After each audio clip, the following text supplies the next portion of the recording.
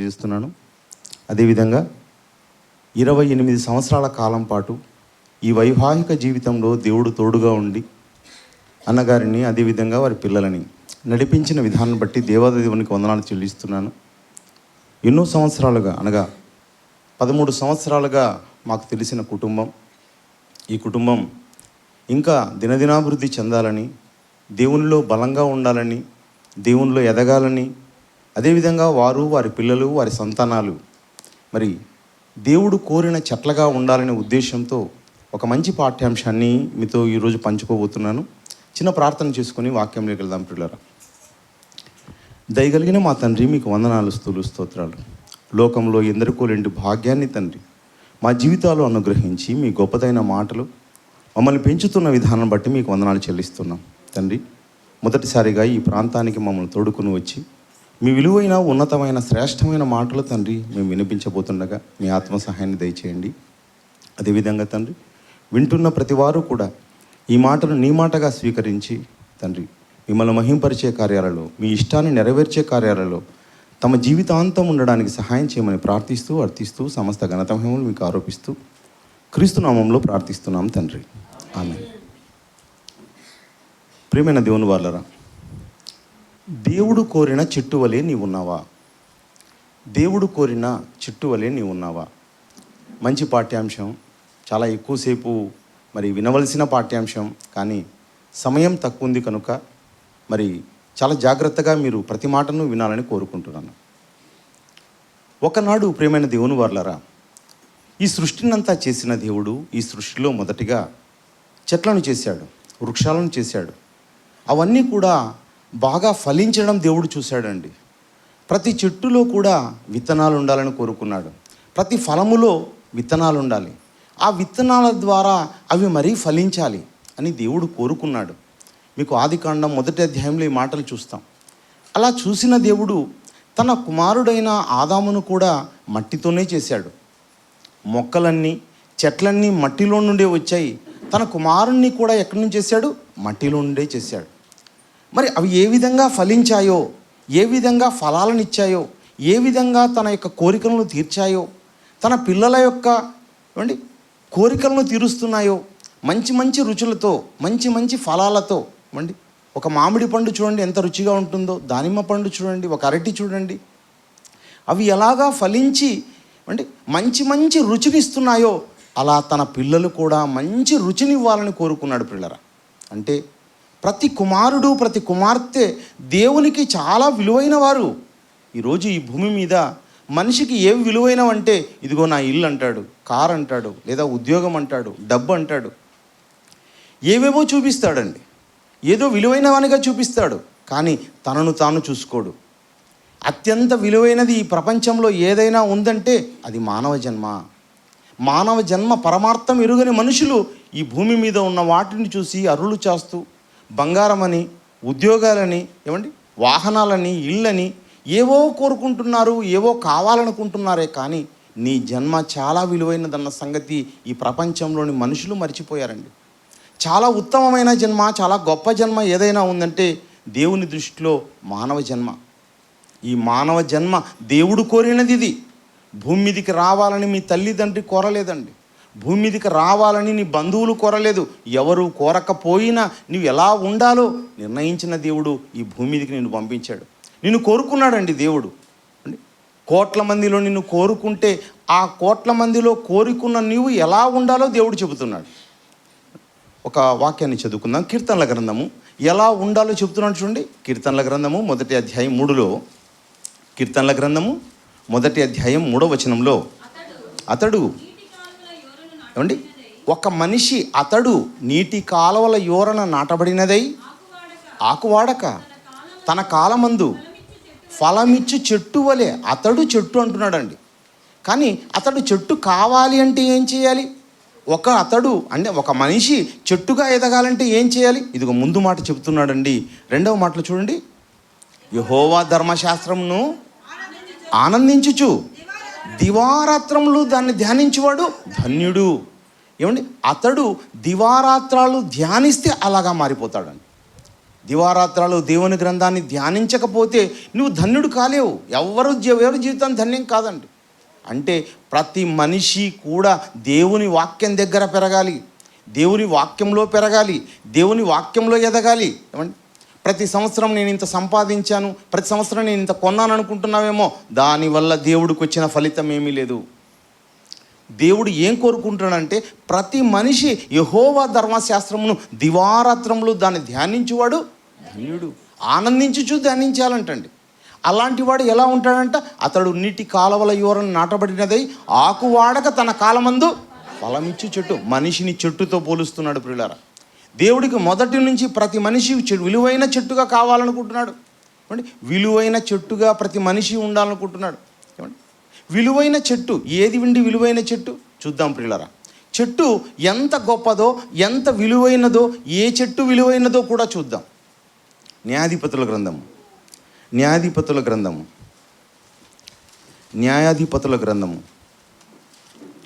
9వ అధ్యాయము. న్యాయాధిపతుల గ్రంథము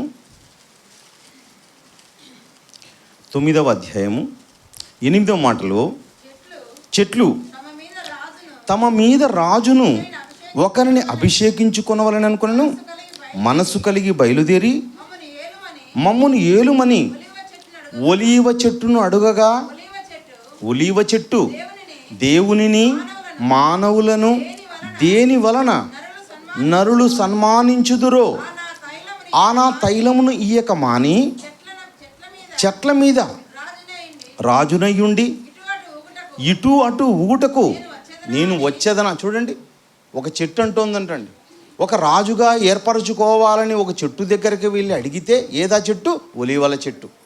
ఆ ఒలీవల చెట్టు అంటోందంట, దేవునిని మానవులను దేని వలన నరులు సన్మానించుదురో, దేని వలన నరులు సన్మానించుదురో. ఇది సన్మానించే చెట్టు ప్రియమైన దేవుని వల్లరా. ఒలీవల చెట్టు, ఒలీవల చెట్టు చాలా ప్రాముఖ్యమైనది, చాలా విలువైనది. ఈరోజు చూడండి, ప్రపంచంలో కాస్ట్లీయెస్ట్ ఆయిల్ ఏదైనా ఉందంటే అది ఒలీవల నూనె.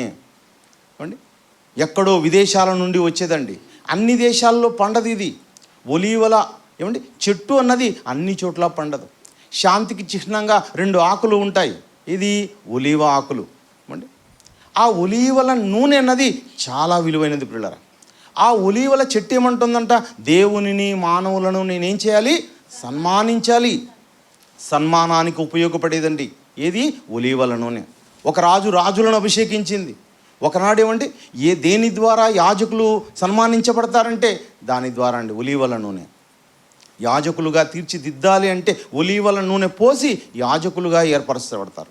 అదేవిధంగా రాజులు ఎన్నుకోవడానికి ఒలీవల నూనె ఉపయోగపడుతుంది.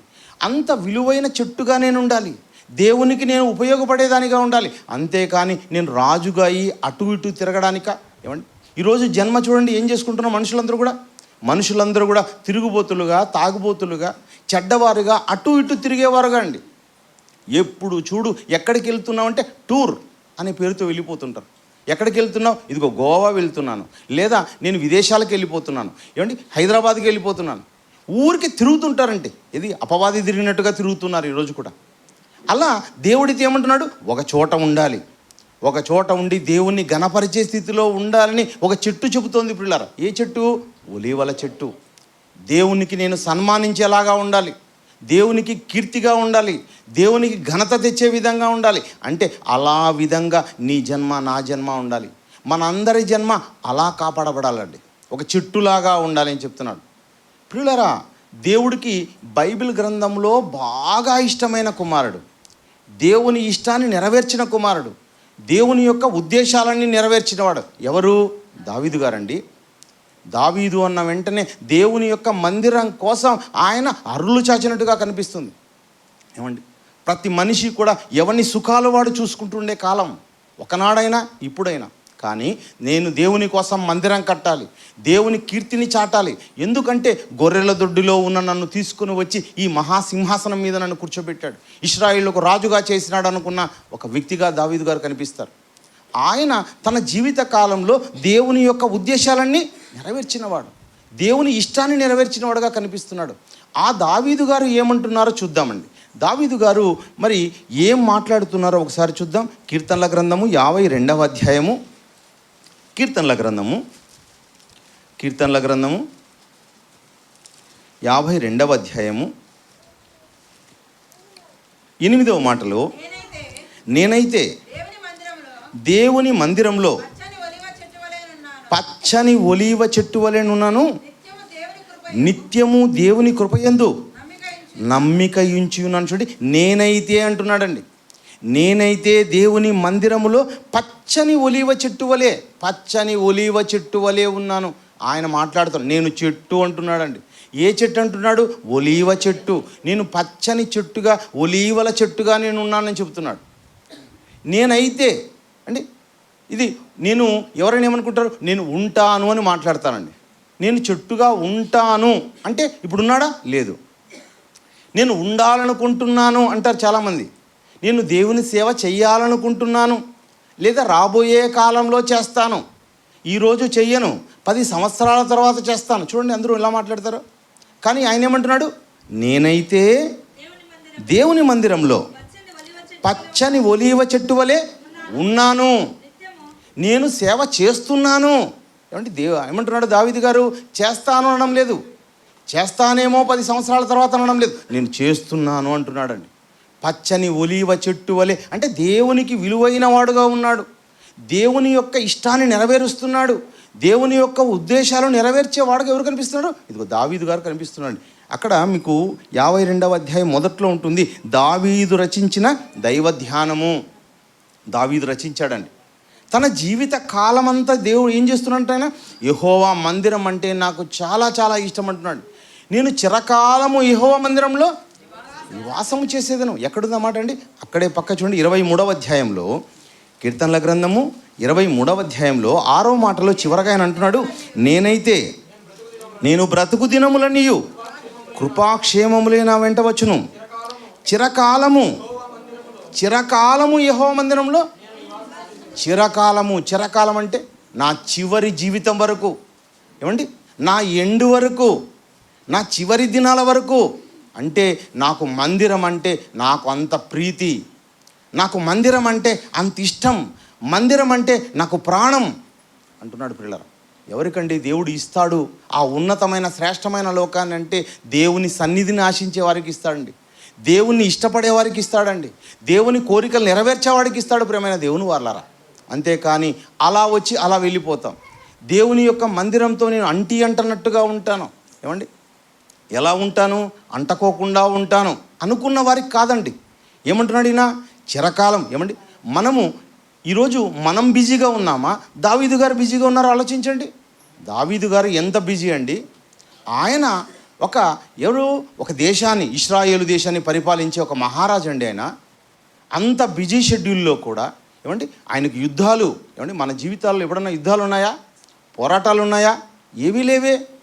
ఏవీ లేవండి. కానీ యుద్ధాలుండి, పోరాటాలుండి ఆయన ఏంది పరిపాలించాలంట? ఒక రాజ్యాన్ని పరిపాలించేవాడు, అనేక కుటుంబాలు కట్టాల్సిన వాడు, అనేక చోట్ల తన ఆలోచనలు చెప్పాల్సిన వాడు, ఎన్నో సమస్యలకు పరిష్కారాలు అందించాల్సిన వాడు. అయినప్పటికీ కూడా ఆయన ఏమంటారంట? చిరకాలము నేను యెహోవా మందిరంలో నివాసం చేసేదను. అదంటే నాకు ప్రీతి, అదంటే నాకు ఇష్టం, అది నేను దేవుని యొక్క ఉద్దేశాలను నెరవేర్చడానికి నా జీవిత కాలాన్ని గడపాలనుకున్నవాడు. ప్రేమైన దేవుని వల్ల ఆయన దేవుణ్ణి ఒక వరం అడుగుతున్నాడంటండి. దేవా, నాకు ఒక వరం ఇవ్వవా, నాకు ఒక వరం. ఆ వరం అంటే నాకు చాలా ఇష్టం, అది నాకు కావాలి అని కోరుకున్నాడు. ప్రియులరా, దేవుని యొక్క వరాన్ని కోరుకున్న వాడుగా మరి కనిపిస్తున్నారు ఆయన. 27వ అధ్యాయం, అక్కడే 27వ అధ్యాయం 4వ మాటలో, యెహోవా యొద్ద నేను ఒక వరం అడిగి తిని దానిని నేను వెదకుచున్నాను, యెహోవా ప్రసన్నతను చూచుటకును ఆయన ఆలయంలో ధ్యానించుటకును నా జీవితకాలం అంతయు యెహోవా మందిరములో నేను నివసింపగోరుచున్నాను. నాకు అత్యంత ప్రియమైనది, అత్యంత ఇష్టమైనది, నా జీవితకాలం గడపాల్సింది ఏదైనా ఉంది అంటే అది యెహోవా మందిరం. దేవుని మందిరం అంటే నాకు ప్రాణం అంటున్నాడు. ప్రియమైన దేవుని వల్ల దేవునికి ఒక వరం అడుగుతున్నాడంట. నా జీవిత కాలం అంతా నేను మందిరంతో ముడిపడి ఉండాలి, నా జీవితం మందిరంతో ముడిపడి ఉండాలి, జీవితకాలం అంతా నా ధ్యానం అంతా ఏమండి. ఆయన అంటున్నాడు దివారాత్రములు. అంటే నేను దేన్ని ధ్యానించాలి? గ్రంథాన్ని ధ్యానించాలి అంటున్నాడు కదా అక్కడ. యెహోవా ప్రసన్నతను చూచుటకును ఆయన ఆలయంలో ధ్యానించుటకును. అంటే దేవుని యొక్క ఆలయంగా ఉండాలనుకుంటున్నాడు ప్రియులారా. అలాంటి వరం కోరుకున్నాడంట ఏమండి. ఇంత బిజీ షెడ్యూల్లో కూడా ఏమండి యుద్ధాలు చేసేవాడుగా ఉండి కూడా ఆయన కోరుకున్నది ఏమంటే దేవుని ఆలయం, దేవుని ఆలయం, దేవుని ఆలయం, మందిరం అండి. మందిరం కావాలి, మందిరం కట్టాలి, ఆ మందిరం కట్టబడాలి, ఆ మందిరంలో నేను ఉండాలని కోరుకున్నాడండి ఆయన. ఆ మందిరం అంటే అంతగా ఇష్టపడినవాడు. ఈరోజు మందిరాలన్నిటికీ పునాది వేసినవాడు ఎవరో తెలుసా? దావీదు గారండి. ఎందుకు? దేవుని యొక్క ఉద్దేశాలను నెరవేర్చినవాడు అంటున్నాడు. ఈరోజు తిమోతి అన్న కట్టిన ఈ మందిరం ఎవరి ఉద్దేశం? దావీదు ఉద్దేశం. దావీదు కోరుకున్నాడండి. ఇలాంటి మందిరాలు కట్టబడాలి, మనుషులందరూ కూడా మందిరాలుగా జీవించాలని కోరుకున్నాడు. ఆయన కోరుకున్న విధానాన్ని బట్టే దేవుడు కూడా ఏం చేశాడు? ఇదిగో నేను కోరుకోకపోయినా ఇదిగో నువ్వు కోరుకున్నావు కనుక నేను గ్రాంట్ చేస్తున్నా, నీ కుమారుని ద్వారా మందిరాన్ని కట్టిస్తానన్నాడని. ఈరోజు మనం మందిరానికి పునాది వేస్తున్నాము అంటే దానికి కారణం ఎవరు? ఆ రోజుకి నా దావీదు కట్టకపోతే నీకు మందిరం లేదండి. యెరూషలేమే అంతే. దావీదు కట్టాడు కనుక అనేక చోట్ల మందిరాలు కట్టబడడానికి ఈరోజు కారణమైంది. ఇప్పుడు ఏమండి రాబోయే కాలంలో నేను మందిరం కట్టాలన్న దానికి మూలం ఎవరు? ఇదిగో దావీదు గారు దేవుని యొక్క ఉద్దేశాన్ని నెరవేర్చిన వాడుగా ఉంటున్నాడు. అంటే ప్రతి మనిషి కూడా మందిరం అంటే ప్రేమించాలి, మందిరాన్ని ఇష్టపడాలి, మందిరాన్ని కోరుకోవాలనుకున్నాడు. ఇందుకు మందిరం అంటే ఏదండి? మందిరం అంటే ఏది? ఒకనాడు స్థలాన్ని దేవుడు మందిరంగా చూపించాడు ప్రియులారా. ఒకనాడు మరి చూద్దామంటే చూపిస్తాను నేను. నిర్గమాకాండము చూడండి. ఆదికాండంలోకి వెళ్దాం. ఆదికాండము 28వ అధ్యాయము. ఆదికాండము 28వ అధ్యాయము. ఇక్కడ సందర్భం చెప్తాను నేను. యాకోబు గారు ఉన్నారండి. యాకోబు గారికి దేవుడు ఏం చెప్పాడంటే, ఇదిగో నీ ద్వారా ఏమండి నిన్ను ఏం చేస్తాను, నేను గొప్పగా అభివృద్ధి చేస్తాను, నీకు సంతానాన్ని గొప్పగా అభివృద్ధి చేస్తానన్నాడు. కానీ యాకోబు గారు తన ప్రదేశం నుంచి వెళ్ళడానికి కారణం ఏమంటే తన అన్న ద్వారా అన్నకు రావాల్సిన ఆశీర్వాదాన్ని ఈయన తీసుకున్నాడని. అన్నకు రావాల్సిన ఆశీర్వాదాన్ని తీసుకున్నాడు కనుక అన్న తన మీద పగబెట్టుకున్నాడని తెలిసి వాళ్ళ అమ్మగారు ఏం చేశారంటే, ఇదిగో ఏశావుని యాకోబుని ఒకే రోజు పోగొట్టుకోవడం నాకు ఇష్టం లేదు, ఇదిగో నువ్వేం చేస్తావు, మామైన లాబాను దగ్గరికి వెళ్ళిపోన్నాడు. అలా వెళ్ళిపోతూ బెయేర్షెబా దగ్గర వెళ్ళిపోతున్నప్పుడు మొదటి వచనం ఏమంటే 28వ అధ్యాయం 10వ వచనం చదివి. ఒక్క నిమిషం 10వ వచనం చదవమ్మా. యాకోబు బెయేర్షెబా నుండి బయలుదేరి హారాను వైపుకు వెళ్ళుచు ఏమంటే హారాను వైపుకు వెళుతున్నాడు. ఈ బెయేర్షెబాను గుర్తుపెట్టుకోండి ప్రియులారా, బెయేర్షెబాను గుర్తుపెట్టుకోండి. అంటే అలా వెళుతూ ఉన్నప్పుడు పొద్దుగుంకింది. ఆయన ఒక రాయిని తలగడగా చేసుకొని పండుకున్న సమయంలో ఆయనకి ఏం కనపడింది అంటే ఒక దర్శనం కనపడింది.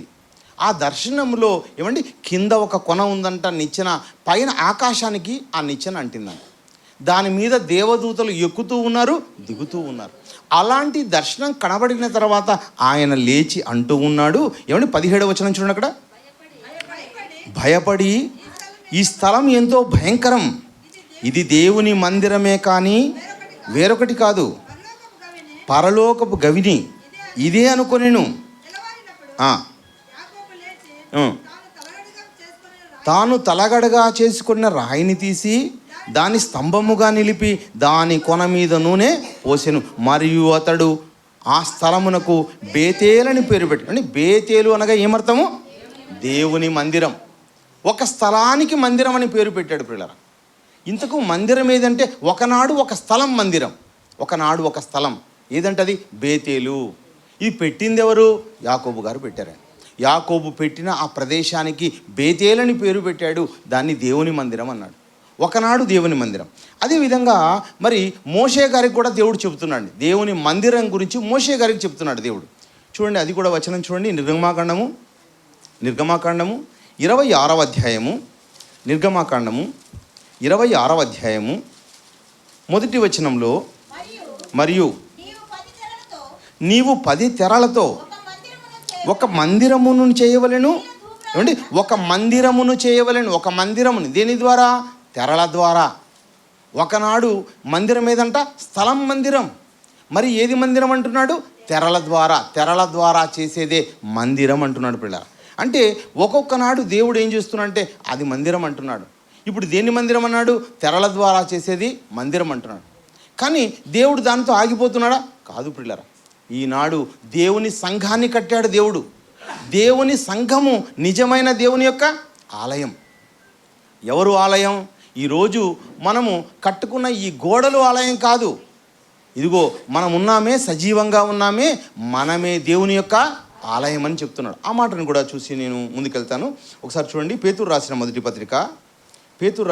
పత్రిక 2వ అధ్యాయము, పేతురు రాసిన మొదటి పత్రిక 2వ అధ్యాయము 5వ మాటలో, యేసుక్రీస్తు ద్వారా దేవునికి అనుకూలమగు ఆత్మ సంబంధమైన బలులను అర్పించుటకు పరిశుద్ధ యాజకులుగా ఉండునట్లు మీరు సజీవమగు రాళ్లవలే ఉండి ఆత్మ సంబంధమైన సజీవంగా కట్టబడు ఆత్మ సంబంధమైన మందిరం, ఆత్మ సంబంధమైన మందిరం ప్రియులారా. ఒకనాడు స్థలాన్ని మందిరం అన్నాడు, 10 తెరలను మందిరం అన్నాడు. ఈరోజు మందిరం ఏది అంటే సజీవమైన మీరే, సజీవమైన రాళ్ళుగా. యేసుక్రీస్తుని రాయితో పోల్చారు. ఆయనను ధరించుకున్న మీరు, ఆయనలోనికి బాప్తిస్మం పొందిన మీరు, ఆయనలోనికి బాప్తిస్మం పొందిన మనమందరం ఎవరం? సజీవమైన దేవుని మందిరం. మనం అందరం కూడా దేవుని యొక్క రాళ్ళుగా, జీవపు కలిగిన రాళ్ళుగా దేవుడు ఏం చేస్తున్నాడు? కురుస్తూ ఉన్నాడని.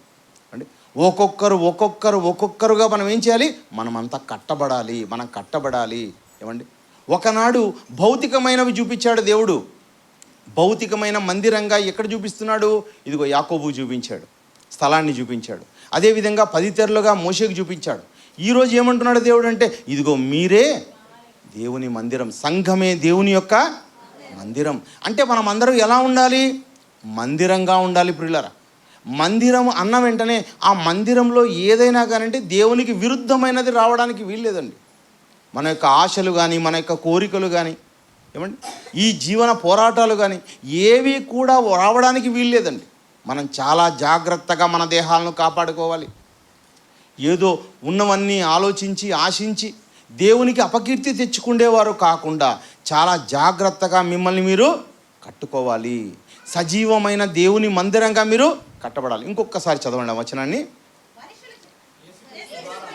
యేసుక్రీస్తు ద్వారా దేవునికి అనుకూలమగు ఆత్మ సంబంధమైన బలులు అర్పించుటకు.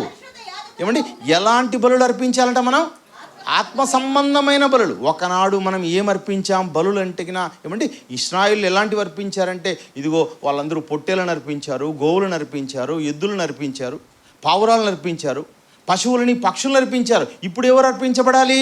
నీవు నేను అర్పించబడాలని. ఆత్మ సంబంధమైన బలులుగా మనము అర్పించబడాలి. సజీవమైన దేవునికి అనుకూలమైన ఏమండి మనం అర్పించబడాలి. అర్పించే విధంగా ఏం చేయాలంట? మనం ఈ భూమి మీద మలుచుకోవాలి. నిన్ను నువ్వు మలుచుకోవాలి. దేవుని కోసం నువ్వు బలి కావాలని చెబుతున్నాడు ప్రియులారా. అలాంటి వాడిగా మనమందరం అర్పించబడాలి. ఏమండి, అలా మనమందరం కూడా పచ్చని ఒలీవల చెట్టు వలె అన్నాడు. దావీదు ఏమంటున్నాడు? నేను పచ్చని ఒలీవల చెట్టు వలె ఉన్నాను. ఏమండి, ఒలీవల చెట్టు ఒలీవల చెట్టు నుండి ఏమొస్తుంది? నూనె వస్తుందండి. ఒలీవల చెట్టు నుండి కలప వస్తుంది. ఒలీవల చెట్టు నుంచి ఏవైతే వస్తాయో అవన్నీ కూడా దేవునికి ఉపయోగపడ్డాయి. ఆ విషయాన్ని కూడా చూద్దాం. కీర్తనల గ్రంథము 128వ అధ్యాయం చూడండి.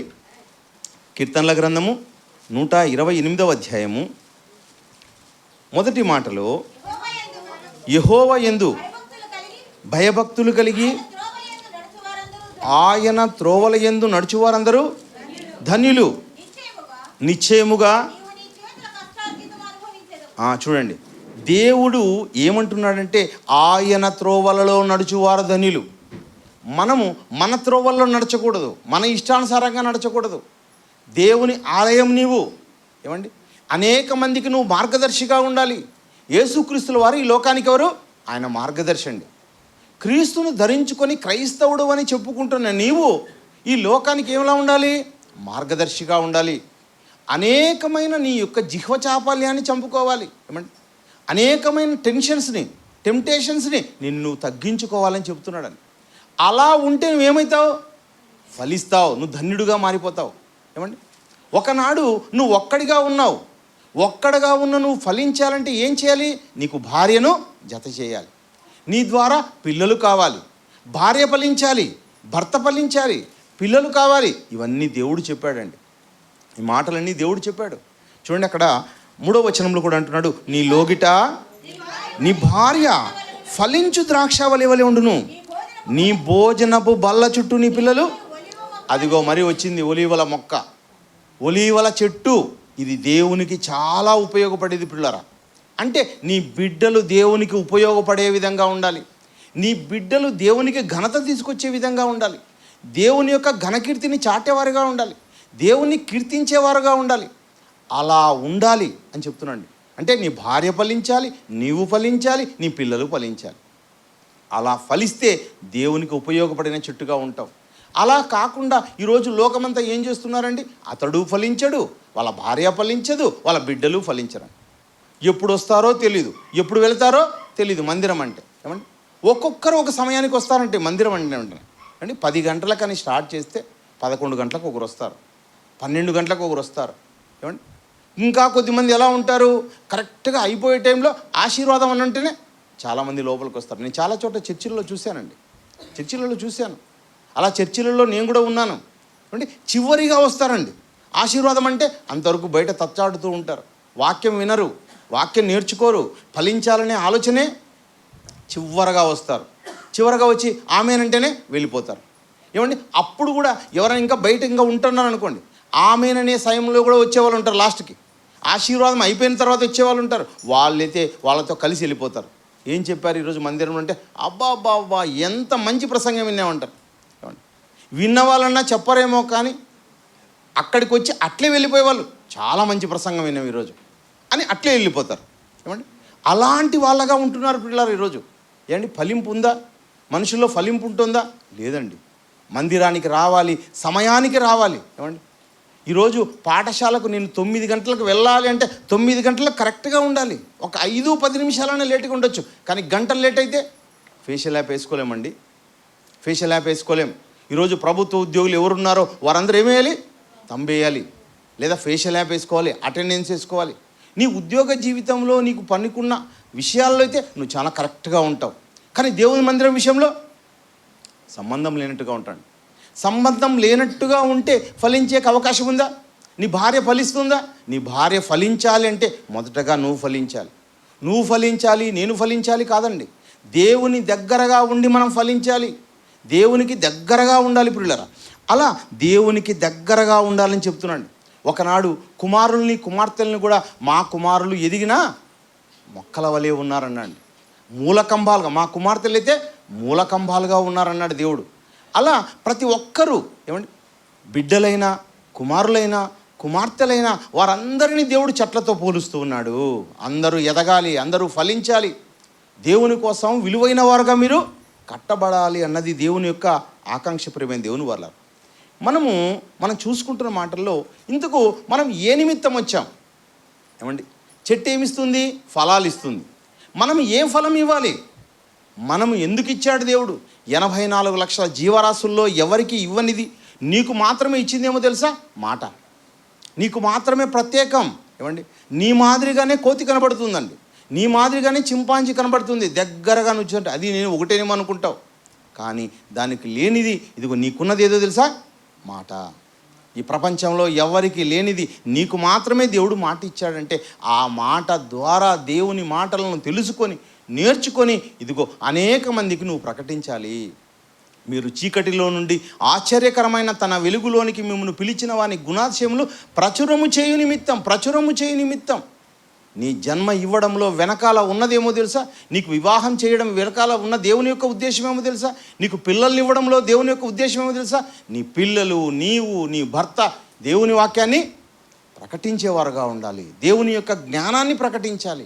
అలా ప్రకటించేవారుగా ఉంటే ఇది దేవుని ఉద్దేశం నెరవేర్చిన వారు మీరు. అలా కాకుండా లోక సంబంధులుగా ఉండి తిని తాగి కొట్లాడి పోలీస్ స్టేషన్లకు పోయి ఏమండి, ఎప్పుడు కుటుంబంలో బాంధవ్యం అనేది లేకోకుండా విచ్చలవిడితనం అనేది అలవాటు చేసుకున్నారంటే వారందరూ కూడా అపవాదికి దగ్గరగా ఉన్నవారని అర్థం. ఒకనాడు మీరందరూ చీకటి అంటున్నాడు, మీరందరూ ఒకనాడు ఎవరు? చీకటి, లోక సంబంధులు, దేన్నేదేనో ఆశించేవారు. ఇదిగో ఇప్పుడు నువ్వు మందిరంలోనికి వచ్చావు, సజీవమైన దేవుని మందిరంలో సజీవమైన రాయిగా ఉన్నావు నువ్వు. ఇప్పుడు నువ్వు చాలా జాగ్రత్తగా నీ జీవితాన్ని కాపాడుకోవాలి. ప్రియులారా, మరి అలా కాపాడుకోవాలి అంటే ఈ లోక మాలిన్యంలో నుంచి దూరం కావాలని. ఈ లోక మాలిన్యం గురించి దేవుడు ఎంత చక్కగా చెబుతున్నాడంటే ప్రియులారా, ఏమండి, ఒకనాడండి మోషే గారు వచ్చారు.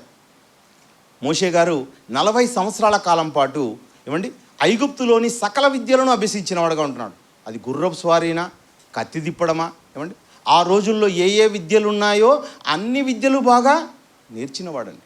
అన్ని విద్యలు నేర్చినవాడు, సకల విద్యలలో ఆయన ఆరితేరిన వాడుగా ఉన్నాడు. ఏమండి అలాంటి ఆయన దగ్గరికి 40 సంవత్సరాల కాలం పాటు ఏం చేశాడు? ఈయన కూడా ఒక కేసులో ఇరుక్కొని ఎక్కడికో వెళ్ళిపోయాడు. అలా వెళ్ళిపోయినా తిరిగి వచ్చాడు. ఇదిగో నా జీవితం వీరందరినీ ఇశ్రాయేలుని ఏం చేయాలి? కనానుకు నడిపించాలి. కనానుకు నడిపించాలని వచ్చిన ఆయనతో ఏమండి అక్కడ వాళ్ళ తల్లి అంటోందండి, ఒక్కసారి నువ్వు ఫరో కుమార్తె యొక్క కుమారుడని ఒప్పుకో. ఒక్కసారి నువ్వు ఫరో కుమార్తె యొక్క కుమారుడను ఒప్పుకుంటే ఐగుప్తు యొక్క ధనమంతా నీదే, ఐగుప్తు అధికారం అంతా నీదే. ఏమండి మనమైతే ఏమనుకుంటాం? ఒక్కసారి కాదు 100 సార్లైనా సరే ఒప్పుకుంటా అనుకుంటారు మనుషులందరూ కూడా. కానీ ఎందుకు వచ్చానో తెలుసుకున్నాడండి ఈ భూమి మీదకి. ఏ పని నిమిత్తం వచ్చానో తెలుసుకున్నవాడుగా మోషే ఉంటున్నాడు. ఐగుప్తు ధనం కంటే క్రీస్తు విషయమైన నింద గొప్ప భాగ్యం. నేను ఒక సజీవమైన రాయిగా నేను కట్టబడేవాడుగా ఉండాలి. ఏమండి దేవుని యొక్క ఉద్దేశాలు నెరవేర్చేవాడుగా ఉండాలి. ఒక మంచి ఒలీవల చెట్టు అండి ఈయన. మంచి ఒలీవల చెట్టుగా ఎవరున్నారో తెలుసా? మోషే గారు ఉంటున్నారండి.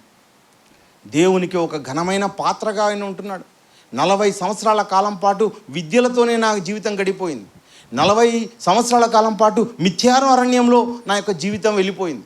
ఇక మిగిలిన జీవితాన్ని ఏం చేయాలి?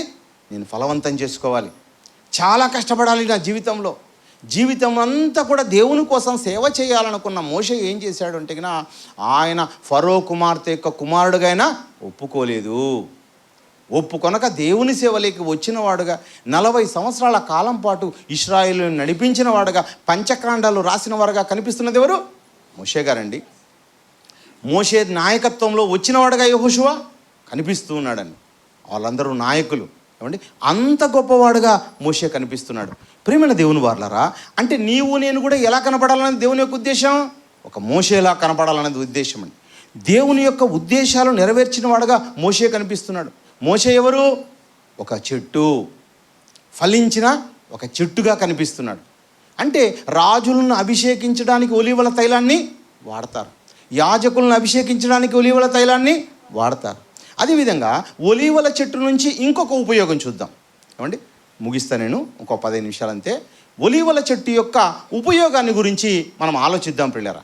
ఇది మొదటి ఉపయోగం. రాజుల్ని ఏం చేస్తుంది?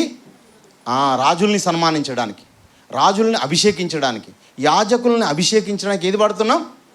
ఒలీవల తైలాన్ని వాడుతున్నాం. రెండవదిగా లేవీకాండము 24వ అధ్యాయము, లేవీకాండము 24వ అధ్యాయము 2వ మాటలో దీపము నిత్యము వెలుగుచుండునట్లు ప్రదీపము కొరకు దంచి తీసిన అచ్చమైన ఒలీవలను తేవలనని ఇశ్రాయేలుకు ఆజ్ఞాపించు. మోషే నువ్వు ఇశ్రాయేలుకు ఆజ్ఞాపించాలి. ఏమి తీసుకొని రావడానికి? ఒలీవల నూనె తీసుకొని రావడానికి. దంచి తీసిన ఒలీవల నూనె. ఈనాడు మనకు ఫ్యాక్టరీల ద్వారా వస్తుందేమో, కానీ ఒకనాడు ఏం చేయాలంట? ఒలీవల పండ్లను దంచి ఒలీవల నూనె తీయాలి. ఆ ఒలీవల నూనె ఏంటి కోసం అనగా దీపము నిత్యము వెలుగునట్లు. ఎందుకు? దీపం ఏదండి? నీవేనండి, నేనే, మనమే దీపం. మనలో దేవుడు ఉంచిన దీపం ఏది? ఆత్మ. ఆ దీపం వెలగాలంటే ఏం పోయాలంట? నూనె, ఒలీవల నూనె. ఆ నూనె ఎప్పుడూ ఉండాలంట ప్రియులరా. అది దీపం ఎప్పుడూ వెలిగేటట్టుగా నూనె ఎప్పుడూ ఉండాలి? ఎక్కువగా ఉండాలి, స్టాక్ ఉండాలి. ఏమండి నీవు నేనైనా ఏది ఉండాలి మనకి? వాక్యం. దినదినము వాక్యం, దినదినము వాక్యం. వాక్యం అన్న వెంటనే ఏమండి ఎక్కడంటున్నాడు దేవుడు మాట్లాడితే ఏమంటే మనం ఇందాక చదువుకున్న వాక్య భాగంలో కీర్తనల గ్రంథంలో కూడా అతడు నీటి కాలవల యోరన నాటబడినదై ఆకువాడక తన ఫలమిచ్చు చెట్టు. అంటే చెట్టు ఎక్కడుండాలి? నీటి కాలవల యోరన ఉండాలి. ఆకు వాడక ఉండాలంటే, మంచి ఫలాలను ఇవ్వాలంటే అది ఎక్కడుండాలి? నీటి కాలవల యోరన. దీపం వెలగాలంటే ఎక్కడుండాలి? నూనెకు దగ్గరగా ఉండాలి. నూనె ఉండాలి. నూనె ఉంటేనే దీపము నిత్యము వెలగాలి. చూడండి, అప్పుడప్పుడు వెలిగితే చాలా, నిత్యము నిత్యము నిత్యము అంటున్నాడు. నిత్యము నువ్వు వెలగాలంటే వాక్యానికి దగ్గరగా ఉండాలి. ఎక్కువ వాక్యాన్ని నువ్వు వినాలి, ఎక్కువ వాక్యాన్ని నువ్వు గ్రహించాలి. ఏమండి, భార్య వస్తే భర్త రారు, భర్త వస్తే భార్య రాదు, ఇద్దరు వస్తే పిల్లలు రారు. ఏమండి, ఏంటివి ఇవన్నీ? ఇవన్నీ ఫలించే చెట్లేనా? దేవుని వాక్యం ఏమైనా వాళ్ళకి అర్థమైందా? ఏమండి, నీ జీవిత కాలంలో దేవుని యొక్క వాక్యాన్ని నువ్వు కోరుకోవాలి. ప్రియులారా, నువ్వు ఎంత దూరములో ఉన్నా, నువ్వు చెన్నైలో ఉండు, హైదరాబాదులో ఉండు, బెంగళూరులో ఉండు, నువ్వు దేవుని మందిరంతో ఏం చేయాలి? అంటు కట్టబడాలి. దేవుని వాక్యానికి దగ్గరగా ఉండాలి. ఇక్కడ అనుకూలమైందని రావడం కాదు, అనుకూలం లేని ప్రదేశంలో కూడా 200 రూపాయలు ఖర్చు పెట్టైనా దేవుని మందిరానికి వెళ్ళాలండి. దేవుని మందిరంలో ఉండాలి. దేవుని మందిరంలో ఉంటే నువ్వు ఫలించేవాడవు. దేవుని మందిరానికి దూరంగా ఉంటే నీకు ఫలించే అవకాశం ఉందా? ఏమండి, లోక జ్ఞానానికి దగ్గరగా ఉంటే ఫలించే అవకాశం ఉందా? అవకాశమే లేదు ప్రియులారా, అవకాశమే లేదు. అంటే దేవుని మందిరాన్ని కోరుకొని అక్కడ మనం ఫలించాలని చెబుతున్నాడండి. అదేవిధంగా మరి రాజుల మొదటి గ్రంథంలో, మొదటి రాజుల గ్రంథము అండి, ఒలివల నూనె దేనికి ఉపయోగపడుతుందంట? దీపం వెలగడానికి. అదేవిధంగా మొదటి రాజుల గ్రంథము 6వ అధ్యాయము 32వ వచనంలో, 32వ వచనం చూడండి. 31 నుంచి చదవండి. 31, గర్భాలయపు ద్వారములకు ఒలీవ కర్రతో తలుపులు చేయించెను, ద్వారబంధముల మీది కమ్మియు నిలువు కమ్ములను, గోడ వెడల్పులో 5వ భాగము వెడల్పు ఉండెను, 2 తలుపులను ఒలీవ కర్రవి. 2 తలుపులండి. దేవుని యొక్క గర్భాలయానికి తలుపులు ఏమంట? ఒలీవల కర్ర అండి. ఒలీవల కర్ర దేవునికి, చూడండి, దేవునికి దగ్గరగా ఉంచుకోవాలనుకుంటున్నాండి ఒలీవల కర్రని దేవుడు. ఒలీవల చెట్టు అంటే దేవునికి అంత ప్రియమైనది, అంత ఇష్టమైనది. ఏమండి, ఈరోజు మనిషి ఆయుష్కాలం ఎక్కువగా ఉండాలి అంటే ఆ నూనె తీసుకోవాలండి. ఆ కాస్ట్ చూద్దామా? 2000 నుంచి 5000 రూపాయలు. ఏది కేజీ? దాని యొక్క విలువ చూడండి ఎంత ఉందో. అండి, మనలాంటి సామాన్యులు కొనేదే కాదనిపిస్తుంది. అంటే అంత విలువైంది ప్రియులారా. ఇక పై మాటల్లో కూడా 23లో కనిపిస్తోంది, మరియు అతడు గర్భాలయమందు 10 మూరల ఎత్తుగల 2 కెరూబులను ఒలీవల కర్రతో, చూడండి, ఒలీవల కర్రతో కెరూబులను చేయించాడంట. ఒలీవల కర్రతో ఏం చేయించాడు? తలుపులను చేయించాడంట. ఒలీవల కర్ర, ఏమండి, ఒలీవల పండ్ల నుంచి నూనెని తీసి ఏం చేస్తున్నారు? దీపం వెలిగిస్తున్నారండి. దీపం వెలిగిస్తున్నారు. మన వాళ్ళు కూడా వెలగాలనుకుంటాం. 1 నెల రోజులు వస్తారు, 2 నెలలు వస్తారు, మరి 3వ నెల వస్తేనే ఏవో సమస్యలు వస్తే మరి వెంటనే వెళ్ళిపోతారు. మళ్ళీ వచ్చి ఏం పాడుకుంటారు? అప్పుడప్పుడు కొన్ని పాటలు ఉంటాయి, వెలిగించుము నీ చేతితో. ఏమండి పాట ఏదండి ఇది? ఆరిపోయిన నా వెలుగు దీపము వెలిగించుము నీ చేతితో, ప్రభువా వెలిగించుము నీ చేతితో. అంటే ఇక్కడేమో వాక్యంతో వెలిగిస్తావు, బయట పోయి ఆరిపోతావు. ఎక్కడికి? డైరెక్ట్గా బ్రాందీ షాప్కి వెళ్ళిపోతాడు, డైరెక్ట్గా ఏదో పనుల్లోకి వెళ్ళిపోతాడు. అక్కడికి పోయి ఆరిపోవడం, మళ్ళీ 2వ వారం వచ్చి మళ్ళీ పాట పాడుకోండి. వెలిగించాడు కదా, వెలిగించిన దాన్ని ఏం చేయాలి? జాగ్రత్తగా కాపాడుకోవాలండి. నువ్వు వెలిగావు, వెలిగిన నీవు ఈ లోకంలోకి వెళ్ళి అపరిశుద్ధుడుగా కాకూడదు. నీ పరిశుద్ధ జీవితాన్ని కాపాడుకోవాలండి. వాక్యం పరిశుద్ధమైనది. గ్రంథం మీద ఏమని రాయబడింది? ఇది పరిశుద్ధ గ్రంథం. దేవుడు పరిశుద్ధుడు కనుక మీరును పరిశుద్ధులై ఉండుడి. పరిశుద్ధమైన వాక్యాన్ని విన్న నీవే రాకపోతే, ఏమండి, నీవే ఆలోచించకపోతే ఇక బయటవాడు ఏం ఆలోచిస్తాడండి? ఇక్కడ ఉండడం, బయటికి పోతేనే మళ్ళీ దేవా ఈ వారం అన్ని తప్పులు చేశాను, పాపాలు చేశాను అనుకుంటూ ఏవో మాట్లాడుకుంటున్నారే. కానీ నీవు వెలిగిన నీవు ఆరిపోకుండా నీ జీవితాన్ని చూసుకోవాలి ప్రియులారా, ఆరిపోకుండా చూసుకోవాలండి. అంటే ఒలీవల చెట్టు ద్వారా చాలా ఉపయోగాలు దేవునికి ఉన్నాయి. ఒలీవల చెట్టు ద్వారా చాలా ఉపయోగాలు ఉన్నాయి దేవునికి. అది నూనె ఉపయోగపడుతుంది, దాని కర్ర ఉపయోగపడుతుంది. ఏమంటే దాని యొక్క నూనె ఏం చేస్తుందంటే రాజులను అభిషేకిస్తుంది, యాజకులను అభిషేకిస్తుంది. ఇన్ని మంచి లక్షణాలు ఒలీవల చెట్టుకు ఉన్నాయి పిల్లలు. అలాంటి చెట్టుగా మనం ఉండాలి, అలాంటి చెట్టుగా నీవు నేను ఉండాలని దేవుడు కోరుతున్నాడని. ప్రేమైన దేవుని వారలారా, అంటే నీ వలన నీవు కూడా ఏం చేయాలి? దేవునికి ఉపయోగపడాలి, నీవు ఉపయోగపడాలి. ఒక 10 నిమిషాల్లో ముగిస్తానండి. ఇర్మియా గ్రంథము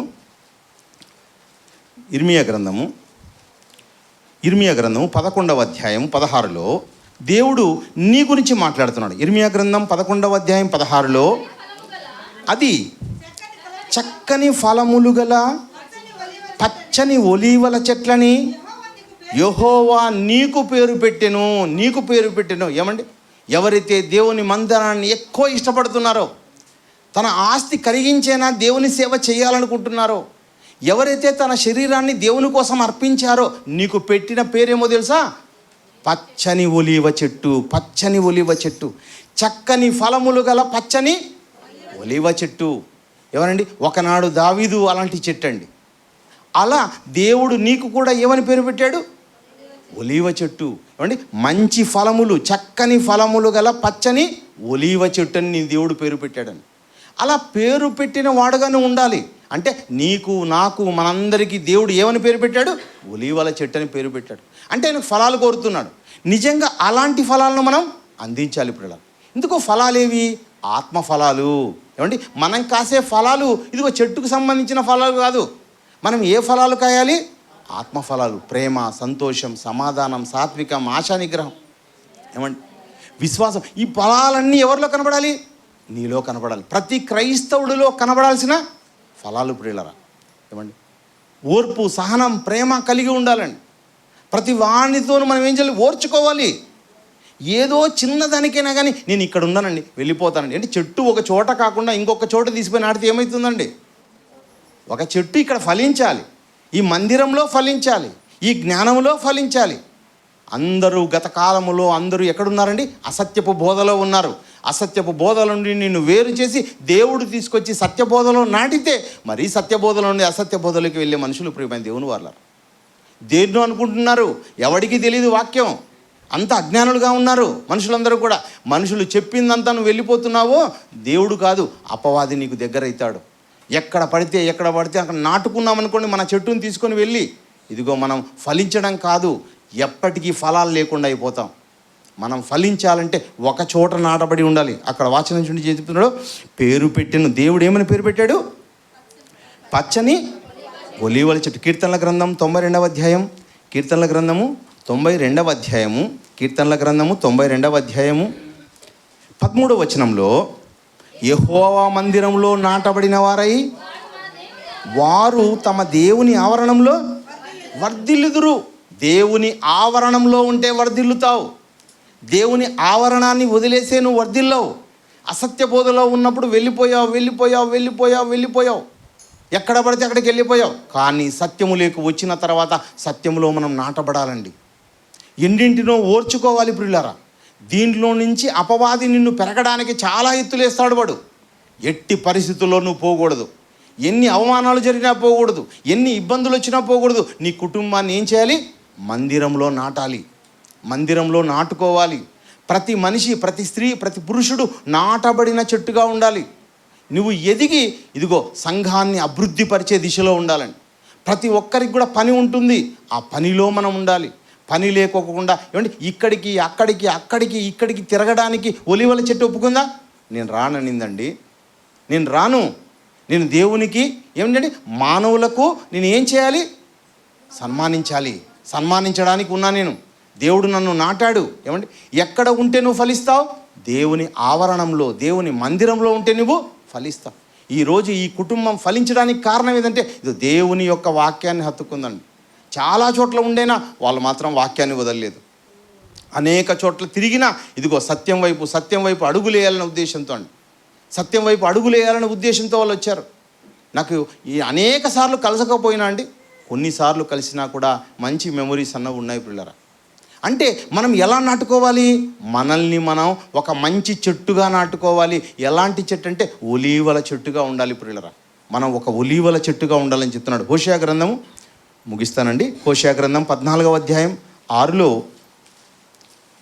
హోషేయ గ్రంథము 14వ అధ్యాయము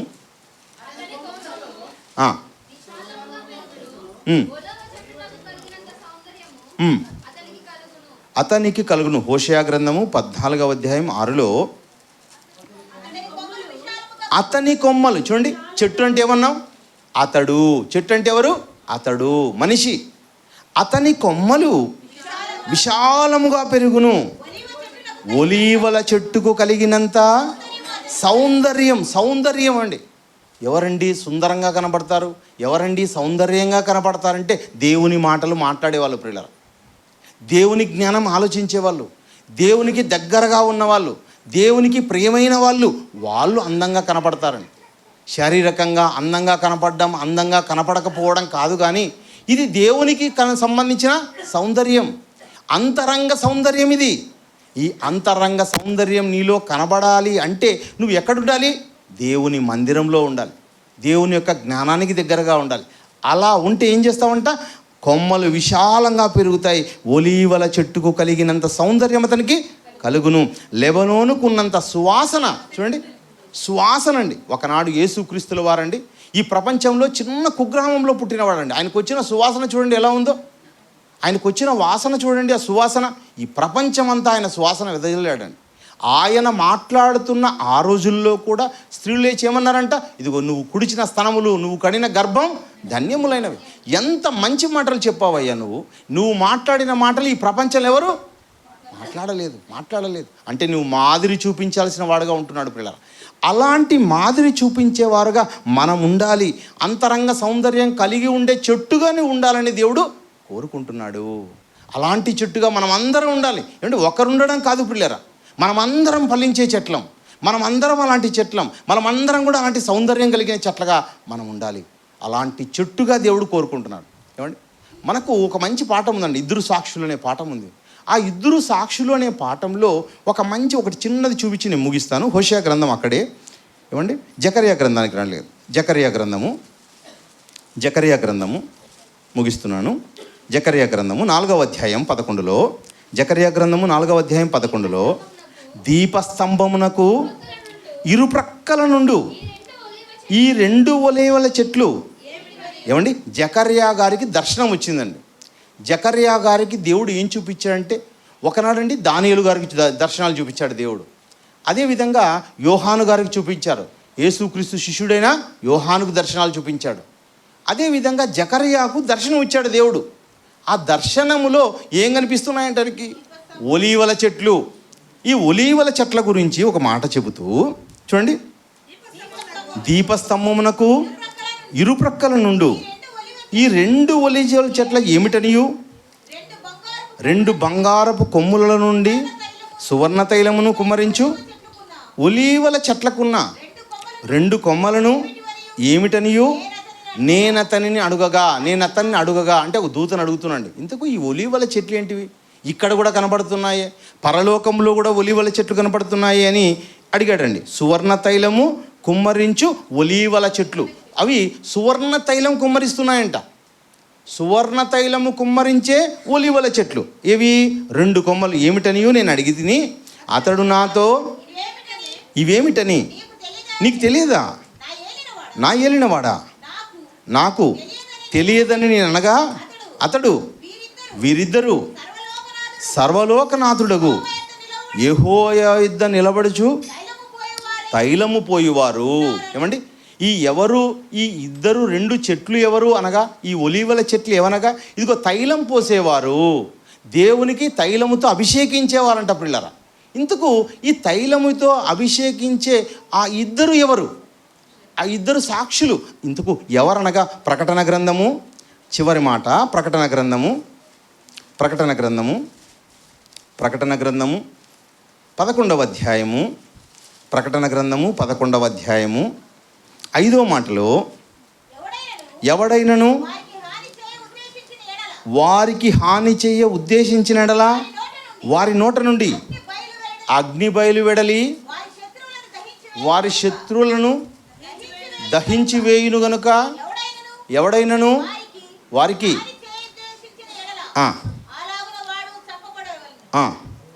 తాము ప్రవచింపు దినములు వర్షము కురవకుండా ఆకాశము మూయటకును వారికి అధికారం కలదు. మరియు వారికి ఇష్టమైనప్పుడెల్లా నీళ్లు రక్తముగా చేటుకును నానా విధములైన తెగుళ్లతో భూమిని బాధించుటకును వారికి అధికారం. ఇక్కడ ఇద్దరు కనిపిస్తున్నారండి, ఇద్దరు కనిపిస్తున్నారు. ఎవరంట? వారు పరలోకంలో దేవుని యొద్ద దేవునికి తైలం పోయేసే ఒలీవల చెట్లంట. ఎందుకు ఆ ఒలీవల చెట్లు ఎవరు అంటిగినా చూడండి, ఇక్కడ మాట్లాడుతూ ఎవడైనను హాని చేయ అంటున్నాడు. ఇంకొకటి, తాము ప్రవచింపు దినములలో వర్షము కురవకుండా ఆకాశం మూయటకు. వర్షము కురవకుండా ఆకాశాన్ని మూసిన వాడెవరు? ఏలియా గారండి. ఏలియా గారు వర్షింపకుండా 3.5 సంవత్సరం కాలం పాటు ఏమండి ఆకాశాన్ని మూసివేసిన వాడండి ఏలియా గారు. ఏలియా గారు పరలోకంలో ఉన్న ఒక చెట్టు, ఒలీవల చెట్టు, నిజమైన ఒలీవల చెట్టు అండి. అదేవిధంగా కింద అంటున్నాడు, నీళ్లను రక్తంగా మార్చుటకు, తెగుళ్ళ చేత భూమిని బాధించుటకు. ఎవరండి అలా చేసిందంటే మోషే గారు. పిల్లరా, మోషే గారు ఒక ఒలీవల చెట్టు. అంటే అలాంటి చెట్లగా మనం ఉండాలని దేవుడు చెబుతున్నాడు. అంటే దేవుడు మళ్ళీ వారిని కోరుకుంటున్నాడు. ఒక ఏలియా మరీ రావాలని దేవుడు కోరుకున్నాడు. ఆయనే బాప్తిసమిచ్చు యోహాను. బాప్తిసమిచ్చు యోహాను ఎలా వచ్చాడు? ఆయన ఒక ఏలియా లాగా వచ్చాడండి. మోషేలా వచ్చిన వారు ఎవరంటే యేసుక్రీస్తుల వారు వచ్చారండి. అంటే అలాంటి వారిని మరీ మరీ మరీ మరీ మరీ మరీ రావాలని, తన సేవ చేయాలని దేవుడు కోరుకున్నాడు. అంటే మంచి ఫలించే చెట్టుగా ఇదిగో నీ కుటుంబం ఉండాలి, నీవు ఉండాలి అన్నది దేవుని యొక్క సంకల్పం, దేవుని యొక్క కోరిక, దేవుని యొక్క ఉద్దేశం. ఒకనాడు దేవుని యొక్క ఉద్దేశం నెరవేర్చిన మంచి చెట్టుగా ఎవరు కనిపిస్తున్నారు? దావీదు కనిపిస్తున్నాడు. అలాంటి దావీదులా, మోషేలా, ఏలియాలా, యోసులా నీవు నేను కనిపించాలని దేవుడు కోరుకున్నాడు. గొప్ప గొప్ప కార్యాలు చేయాలి, గొప్ప గొప్ప సాధించాలి. ఏమండి, మనమేం సాధిస్తాం? ఇంటి నిండా వస్తువులు కొనుక్కోవడం అండి, బట్టలు కొనుక్కోవడం, బీరువాలను నింపడం. ఇదండి మనం నేర్చుకునే పని కాదు ప్రియులారా. క్రైస్తవుడు అంటే అన్ని చోట్లకు అందంగా కనపడితే చాలనుకుంటున్నాం. దేవునికి అందంగా కనపడాలండి. ఏమండి, ఆయనకు సౌందర్యంగా కనపడాలి, ఆయనకు ఇష్టంగా కనపడాలి, ఆయనకు ప్రియంగా కనపడాలి. అందుకే యేసుక్రీస్తుల వారిని ఆయన అంటున్నాడు, ఈయన నా ప్రియకుమారుడు, ఈయనందు నేను.